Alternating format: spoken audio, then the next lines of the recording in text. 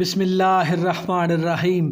حضرت امام حسین رضی اللہ تعالیٰ عنہ نے نیزوں کی برسات میں آخری سجدہ فرمایا، سبحان ربی اللہ، اے اللہ میں تیری رضا میں راضی ہوں۔ حضرت امام حسین رضی اللہ تعالیٰ عنہ صبر کا پہاڑ تھے، جن کے سامنے جوان بیٹے ہم شکل رسول اللہ صلی اللہ علیہ وآلہ وسلم علی اکبر کے سینے میں برچی لگی ہو، اور جوان بیٹے قاسم کو شہید کیا گیا ہو، اور جس کے سامنے جوان بھائی عباس کے بازو قلم ہوئے ہوں، اور جس کے 6 مہینے کے بیٹے علی اصغر کے دل میں تیر لگا ہو، اور جس نے 72 لاشوں کو اٹھایا ہو، اور جس کے جسم پر 33 زخم نیزوں کے ہوں اور 34 گھاؤ تلواروں کے ہوں، جو ان سب کے باوجود سجدے میں سر رکھ کر کہے، سبحان ربی اللہ، سبحان ربی اللہ، اے اللہ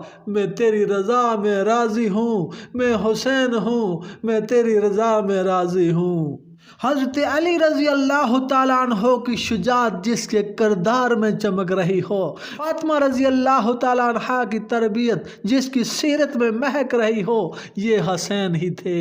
اس لیے انہی دونوں کو اپنے اپنے دور میں شرح صدر حاصل ہوا۔ پھر وقت کی کسوٹی نے ثابت کیا کہ یہی اس کام کے اہل تھے۔ ابو بکر نے جو کام کیا وہ انہی کا تھا۔ حسین رضی اللہ تعالیٰ عنہ نے جو قدم اٹھایا وہ انہی کے لائق تھا۔ اس عظیم قربانی کا سبب بھی ایک خواب تھا۔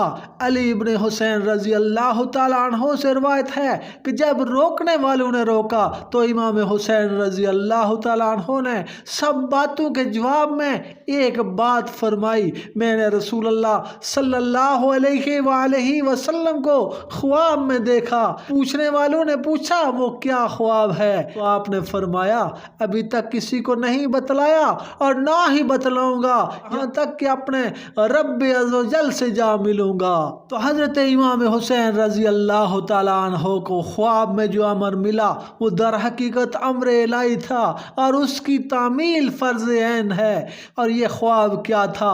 مکہ سے کربلا کا پورا سفر اس کی تعبیر ہے، اور امام حسین رضی اللہ تعالیٰ عنہ کہ اپنے خانوادے کے ساتھ شہادت اس روایت کی اسنادی حیثیت پر مور ثبت کر رہی ہے۔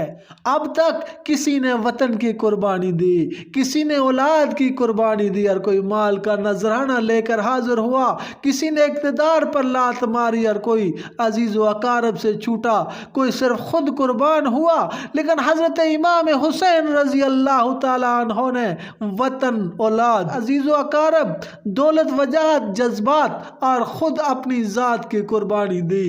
حسین رضی اللہ تعالیٰ عنہ سے پہلے گل قربان ہوتے تھے، اور حسین رضی اللہ تعالیٰ عنہ نے گلشن قربان کر دیا۔ قرآن کہتا ہے ہم نے آنے والی نسلوں کے دل میں ڈال دیا کہ انہیں یوں ہی خراج تحسین پیش کریں۔